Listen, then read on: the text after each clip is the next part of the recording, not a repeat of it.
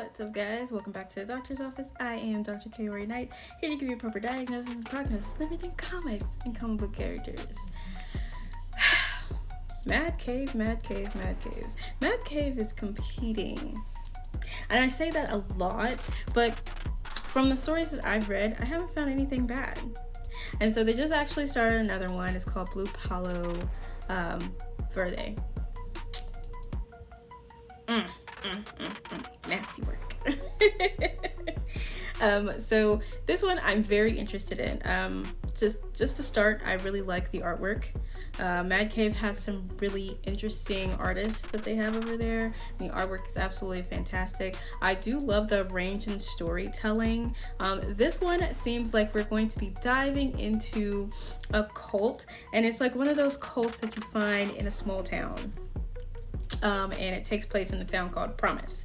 So with a name like that and the sheriff being a little bit too friendly, not even friendly, but just a little bit too up in my personal space type shit, I can already tell there's gonna be a lot. So we are here with Christine Woods, who has just gotten out of prison, and she's been there a while, I think, and they're telling her, or they're giving her stuff, getting ready to get her signed out, and nobody's there to pick her up. Her father was supposed to pick her up, but he never showed. So she actually ends up taking a bus, and she goes to see one of her old friends who is a mechanic that had her car. Now she's like, please tell me you did not sell my car or anything like that. And at this point, he can't tell her that. It's not that he didn't sell her car, but he did scrap her car for parts because it was rusting away. So she's been gone for a good minute. However, her father left his car, something that she thinks is really odd because he loves that car and he would never go anywhere without it. And he has moved to a place called Promise and left his car behind. Left his car for her and something in the glove box. You know what I'm saying? So like, this is already weird for her and she's kind of suspicious. So she is determined to go find him. So she takes a ride in the car, stops, she has a beer, toast to freedom, everything like that. And she ends up arriving in Promise. And it's definitely weird. She does do the one thing. Mind you, she just got out of prison. My girl is in a wife beater and some jeans. Like, she hasn't changed her clothes. So she's just fresh out on a mission. She didn't stop to change clothes. She didn't stop to take no shower, nothing. She got out, got her car, started driving. Okay. Determination. We love to see it. So she gets there and she's like looking at the City Hall, and there are some kids that are kind of like running around or whatever. And the sheriff is who pulls up on her, and he's like, can I help you with something? And she's like, hi. Very nice. She's very nice, very respectful. She's like, hi, I think my father may have moved here. I got this letter. I'm just looking for him. And he's like, can I, let me see the letter? Nobody here is a stranger to me. So,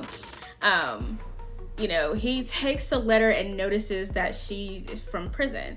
And mind you, she's still fresh out. So he notices that she's fresh out, and he does this weird thing where he steps to her all in her personal space. And he's like, are you uncomfortable around police officers? I'm uncomfortable with you being in my face like that, actually.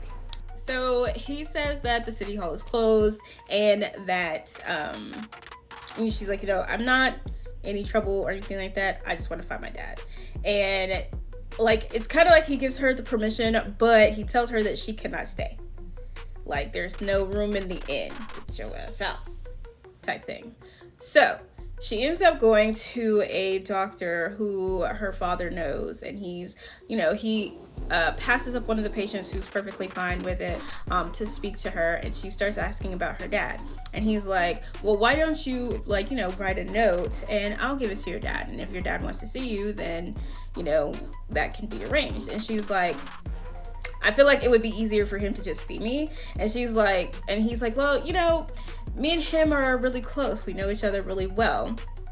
He talks about you, but it's like pain and sorrow and sadness. He's like, if you were to just show up and he says that he doesn't want to see you to your face, wouldn't that be more hurtful than just him reading a fucking note. You know what I mean? So she decides to write a note and gives it to him, and he's like, you know, I'll give it to him, and if he wants to see you, I will bring him to you. However, again, she's not allowed to stay. The police officers made it very clear that she cannot stay. Right? Okay. So outside, those two kids go up to a parent and they're like, you know, I got this fruit and stuff like this. And she's like, it's going to make a fine sacrifice. Huh? What do you mean?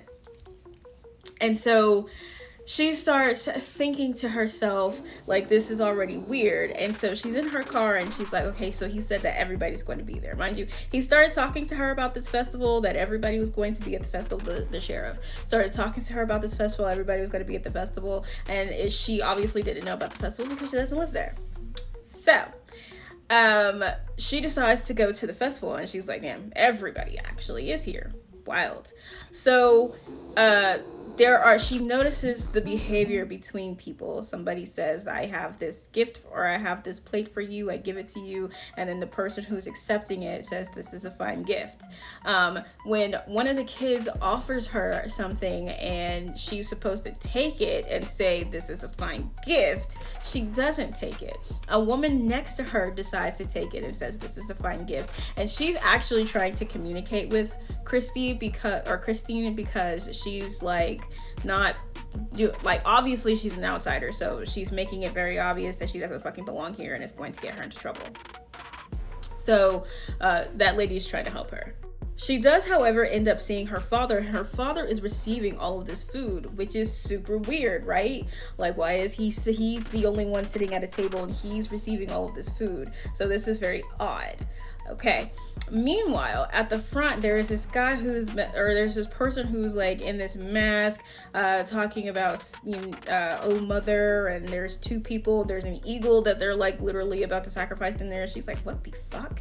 Right. Appropriate reaction. Very appropriate reaction, because what the hell is going on? And so that lady is still trying to communicate with her, and she's moving through the crowd trying to get to her father.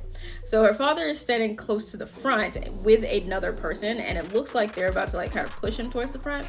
And she grabs her father's shoulder and he's like, what are you doing here? You were locked away. She's like, they let me out. I wrote you. And it's like she's trying to communicate with him, but he seems quite a bit lost. And so she's like, he's not able to really talk to her. She can't get through to him. And then he just disappears in like a pile of flowers. And everybody's kind of just looking at her like she tripping. And she's like, I know y'all just saw him, right? Like everybody's super quiet. And she's like, somebody answer me. My girl gets her shit rocked. She gets punched in the face so hard. And while she is down on the ground, the person who was behind that mask is the fucking sheriff. And he's like, I told you to leave. You could have been free. And he gets ready to fight her. Like, he's literally getting ready to punch her again before the story ends, or before the book begins. My. The mystery happening here. This is definitely a cult town. It's definitely giving Midsummer, right? It's giving Hereditary. Definitely got some inspiration from A24 there. If A24 ever decided to actually make this into a movie, I would be sitting front and center, right? So I'm very interested to see how the rest of this goes. Just based on this first issue, this is about to be crazy. Again, Mad Cave has some really, really interesting stories, and they're really fun. And again, the artwork is fabulous, and I cannot wait for the next issue for this, because wild behavior. But that is it for this episode of The Doctor's Office. If you haven't gotten the book, get the book. I do have a new book coming out July 4th called Salt Blood. It is the first of a 4-book series, and I am so excited to share it with you. It's like a dark fantasy type thing going on. If you have not listened to Ghastly Gospels, listen to Ghastly Gospels, new episode every week. And then, of course, the Doctor's Office podcast. And that is it, and I will see you guys at your next checkup.